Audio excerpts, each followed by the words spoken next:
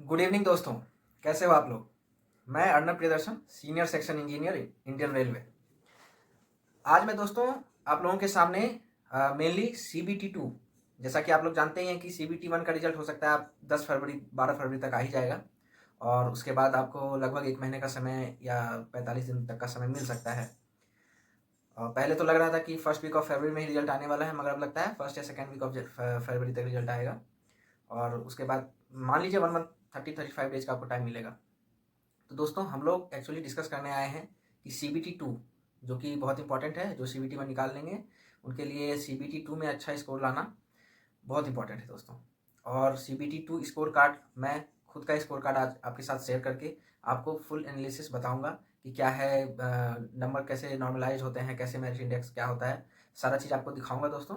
और मैं इसके साथ ही आज CBT 2 का सेफ स्कोर क्या हो सकता है, आप किस लेवल का तैयारी आपका होना चाहिए, जो कि आपका CBT 2 आराम से क्लियर हो जाए। क्योंकि दोस्तों CBT 1 में बहुत बार ऐसा होता है कि कम नंबर आने के कारण कुछ ही पोस्ट के लिए आप एलिजिबल होते हैं।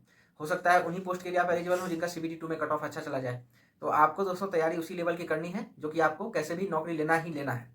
तो चलिए दोस्तों, पहले हम लोग शुरुआत करते हैं, देखते हैं कि CBT 2 का स्कोर कार्ड मेरा वो आप लोगों को मैं शेयर करता हूँ। उसके बाद हम लोग देखते हैं कि CBT 2 के लिए क्या कट ऑफ जा सकता है, आगे कितना हमारा सेफ स्कोर रहेगा, किस लेवल से हमें तैयारी करनी चाहिए, और तैयारी की भी स्ट्रेटेजी मैं आपको शेयर करूंगा यहाँ पे कि किस तरीके से तैयारी करना चाहिए, जो कि इजीली आप अच्छा नंबर ऑब्टेन कर सकें। स्ट्रीमलाइन तैयारी हो, ज़्यादा इधर उधर के रिसोर्स में ना पड़े, कुछ स्टैंडर्ड रिसोर्स से आप फॉलो करें और उससे आपका एग्जाम जरूर क्लियर होगा। मैंने भी वही किया था, मैं सेम चीज़ आपको भी बताऊंगा दोस्तों। तो चलिए पहले CBT 2 का स्कोर कार्ड के साथ हम लोग शुरू करते हैं। चलिए दोस्तों देखते हैं। तो चलिए दोस्तों देखिए, ये रहा CN 3 2018 और ये रहा मेरा नाम। मैंने दोस्तों RRB कोलकाता से फिलअप किया था फॉर्म। और देखिए, आप जानते हैं CBT 2 में टोटल नंबर्स क्वेश्चन होते हैं 150। इसमें मैंने दोस्तों 133 के क्वेश्चन अटैम्प्ट लिए थे, और जो मुझे बिल्कुल ही नहीं आते थे उन्हें मैंने छोड़ दिया था, तुक्का नहीं लगाया था दोस्तों। तुक्का भी दोस्तों वही लगाना है जहाँ मोर देन 60% आप कंफर्म हो कि हाँ ये हो सकता है, यूं ही नहीं लगाना है दोस्तों। नंबर ऑफ करेक्ट आंसर्स हैं 111, रॉन्ग हुए 22। तो दोस्तों देखिए, 111 माइनस 22/3 आप जब करेंगे तो आपके सामने ये वैल्यू आ जाएगा, जो कि मेरा एक्चुअल मार्क्स ऑब्टेंड था। अब देखिए दोस्तों, ये है मार्क्स ऑब्टेंड आउट ऑफ 100। इससे 100 के रेशियो में जब कन्वर्ट किया जाएगा दोस्तों, तो ये आ जाएगा 69.111, क्योंकि ये जो दोस्तों है 103.67/150 है। तो इसके ही प्रोपोर्शनल 100 में कितना आएगा दोस्तों, तो 69.11।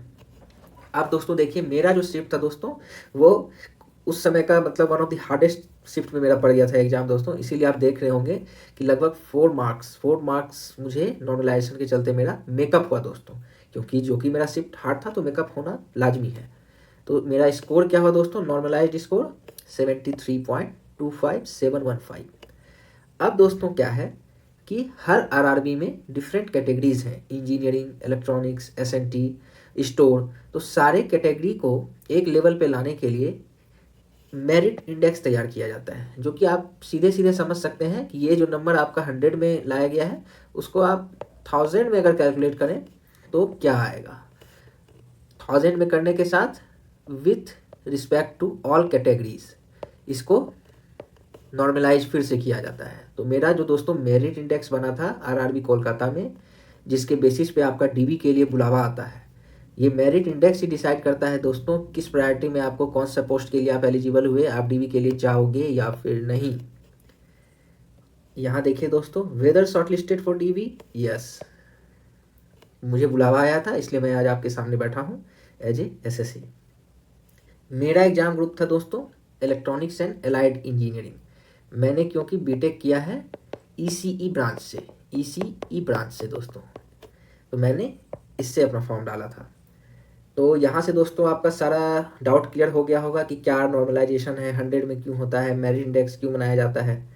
तो दोस्तों अब चलिए हम देखते हैं कि क्या हमारा सेफ स्कोर रहेगा CBT 2 के लिए, जो कि आप मिनिमम से मिनिमम पोस्ट के लिए भी अगर क्वालिफाई होते हैं CBT 1 में तो आपका छूटे नहीं, आपका नौकरी, आपका डॉक्यूमेंट वेरिफिकेशन का आपका भी यहाँ कॉल लेटर में यस लिखा हुआ आ जाए दोस्तों।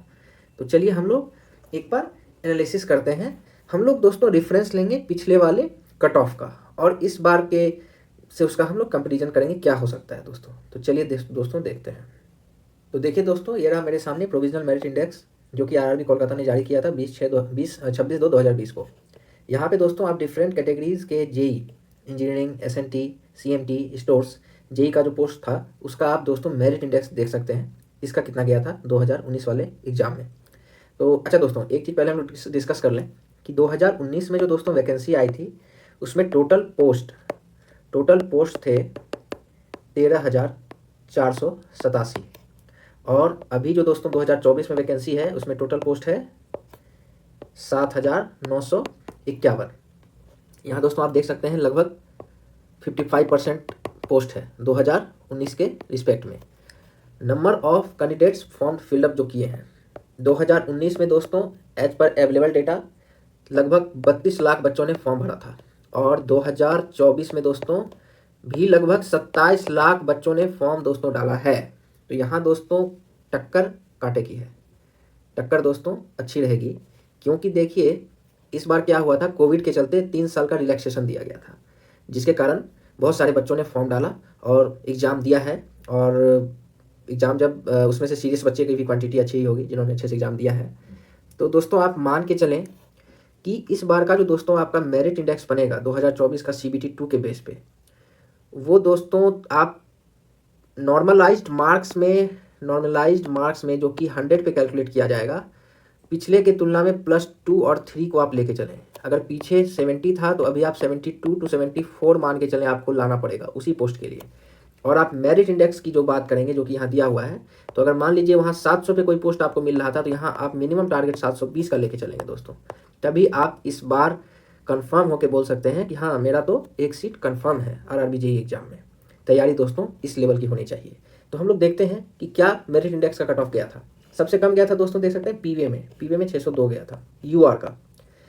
और सारे कैटेगरी का देखिए, SC 494, 497, ST OBC 583, इसी प्रोपोर्शन में हर एक कैटेगरी का है।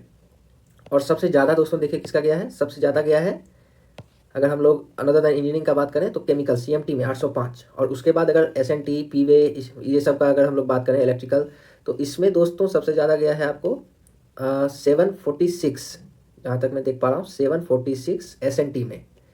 तो दोस्तों अगर हम लोग हाईएस्ट और लोएस्ट को पकड़ते हैं तो इस बार SNT के लिए आप पकड़ के चलें 770 पकड़ के चलें आप, और इस बार आप पीवे अगर चाह रहे हैं तो आप 630 से प्लस पकड़ के चलें मेरिट इंडेक्स, क्योंकि फॉर्म कम हो गए, वैकेंसी लगभग 45% कम है, मगर जो फॉर्म फिलअप हुई है दोस्तों वो पिछले बार से लगभग 2-4 लाख ही कम है। तो इसलिए ऐसा नहीं सोचें कि कट ऑफ बहुत कम जाएगा दोस्तों, तैयारी अच्छे से करें। मान लीजिए जिनका प्रेफरेंस अच्छे से नहीं भरा है, वो CBT 1 में कुछ ही पोस्ट के लिए क्लियर हो पाए हैं, तो उनको बाय हुक और बाय क्रूक आपको दोस्तों मैं तो कहूँगा कि लोएस्ट आपको पकड़ना ही नहीं है। ये आप सोचें ही नहीं 630 के बारे में, आप सोचें 770 के बारे में। And if you are from CMT category में आप अप्लाई अगर कर रहे हैं तो आप दोस्तों 820 प्लस का टारगेट लेके चलें CBT 2 में, तो कोई आपसे आपका नौकरी नहीं छीन सकता दोस्तों, आपका नौकरी पक्का है, मैं ये गारंटी के साथ कह सकता हूँ। तो दोस्तों आपको समझ में आ गया होगा ओवरऑल एनालिसिस क्या है, और मैं तो ये आरआरबी कोलकाता का आपको दिखाया। ऐसे ही दोस्तों आपको नेट पे सारे आरआरबी का मिल जाएगा, तो आप जिस भी आरआरबी से आपने एग्जाम का फॉर्म डाला है उसमें दोस्तों आप नॉर्मलाइज्ड मार्क्स जो कि 100 में है उसमें +3 मार्क्स जोड़ लें।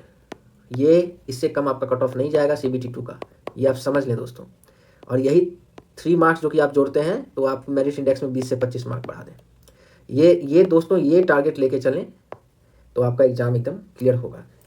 और दोस्तों CBT 2 के लिए, खास करके CBT 2 के लिए मैंने अपने चैनल पे ऑलरेडी रामबाण सीरीज स्टार्ट कर दिया है, जिसमें टॉप PYQ बेस्ड MCQ आपको कराए जाएंगे।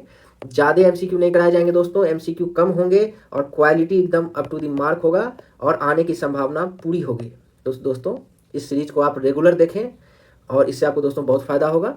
और चैनल को प्लीज़ सब्सक्राइब, लाइक और शेयर करें। ओके दोस्तों। अच्छा दोस्तों, जहाँ तक स्ट्रैटेजी की बात है मैं आपके साथ शेयर करना चाहूँगा कि दोस्तों देखिए, इसमें मैं एक नया पेज ले लेता हूँ, 1 सेकेंड प्लीज़। दोस्तों देखिए, इसमें आपका नॉन टेक पोर्शन जो है, non tech portion 50 marks, technical portion आपका दोस्तों 100 मार्क्स। इस 50 में दोस्तों 15 जीए जनरल अवेयरनेस, 15 साइंस, साइंस में आपका mainly physics plus chemistry, 10 number computer, basic computer दोस्तों, और 10 नंबर इन्वायरमेंट। जिसमें से दोस्तों साइंस, कंप्यूटर और इन्वायरमेंट की रामबाण सीरीज मैंने ऑलरेडी शुरू कर दी है अपने चैनल पे, 2-3 वीडियोस अपलोड भी हो गए हैं, आप प्लीज़ उसे देखिए, अच्छा लगेगा आपको। मैं दोस्तों टेक्निकल की भी क्लासेस लाऊंगा और जल्दी ही लाऊंगा दोस्तों। शॉर्ट क्लास रहेंगे, इंपॉर्टेंट कॉन्सेप्ट्स रहेंगे, इंपॉर्टेंट एमसीक्यूज रहेंगे, जिससे आपको हेल्प मिलेगा। इसमें दोस्तों जीए और साइंस के लिए दोस्तों ज़्यादा कुछ करने की ज़रूरत नहीं है, आप क्राउन को फॉलो करें। मैंने भी यही किया था, क्राउन की बुक आती है मोटी वाली जीके की, इसमें जो जीएस है इसी से काम चल जाएगा, अलग से जीएस नहीं करना है। कंप्यूटर एंड इन्वायरमेंट मैं करा ही रहा हूँ। इसके साथ दोस्तों अरिहंत की जो बुक आती है previous year questions plus model test, उसके साथ थ्योरीज भी दी हुई होती है, अरिहंत की दोस्तों बुक आती है, या फिर अभी मार्केट में आपको किरण की भी मिलेगी। इसमें शॉर्ट नोट्स के तरीके से दिया हुआ होता है दोस्तों, शॉर्ट नोट्स के तरीके से इन्वायरमेंट और कंप्यूटर को डिस्कस किया हुआ है, ये आप कर लें, काफ़ी है। मेन है दोस्तों आपका टेक्निकल पोर्शन, टेक्निकल पोर्शन अच्छे से होना चाहिए। इसमें दोस्तों बेसिक थ्योरी आती है ज़्यादातर, basic theory, basic numericals, numerical एकदम बेसिक टाइप का फॉर्मूला बेस्ड, वो बहुत कम आता है, ज़्यादा आपको थ्योरी ही आएगा। इसके लिए दोस्तों किसी भी ब्रांच से हो आप, मेड इजी की आती है हैंडबुक, मेड इजी की आती है हैंडबुक, जो कि सिविल, मैकेनिकल, ईसीई, इलेक्ट्रिकल सबके लिए अवेलेबल है, आप ले लें। मेन सब्जेक्ट्स जो आपके सिलेबस में दिए गए हैं उनका आप थ्योरी अच्छे से कर लें, थ्योरी अच्छे से कर लें। कुछ स्टैंडर्ड वैल्यू होते हैं उसको याद कर लें, कुछ स्टैंडर्ड छोटे फॉर्मूले होते हैं उसको आप लोग दिमाग में रखें, उस पर बेस्ड 2-4 क्वेश्चन एकदम बेसिक सा न्यूमेरिकल होता है, उसको आप करें, ये आपके लिए दोस्तों काफ़ी रहेगा। दोस्तों ज़्यादा रिसोर्स को बढ़ाने की ज़रूरत नहीं है, जितने रिसोर्स हैं इसी को 2 से 3 बार आप रिवाइज करके जाएं, 2 से 3 बार रिवाइज करके जाएं, and practise as much as you can buy any test series. आप किसी भी टेस्ट सीरीज ऑनलाइन ऑफलाइन आप बाय कर सकते हैं, ऑनलाइन करें तो ज़्यादा अच्छा होगा क्योंकि एग्जाम का पैटर्न भी वही है, आप फैमिलियर हो जाएंगे। आप टेस्ट सीरीज दोस्तों लगाएं और लगातार लगाएं, लगाते ही रहें, टेस्ट सीरीज लगाएं दोस्तों। अगर आप और डिटेल में बुक्स का ये देखना चाहते हैं तो मैं डिस्क्रिप्शन में वीडियो का लिंक दे रहा हूँ, मैंने पहले भी बुक लिस्ट को लेके एक डिस्कस किया था, अच्छे से एक लंबा वीडियो बनाया था, आप वहाँ पे देख सकते हैं दोस्तों। तो होप करता हूँ अच्छा लगा होगा आपको, आपके बहुत सारे डाउट क्लियर होंगे। तो दोस्तों for my motivation just subscribe the channel and good night दोस्तों।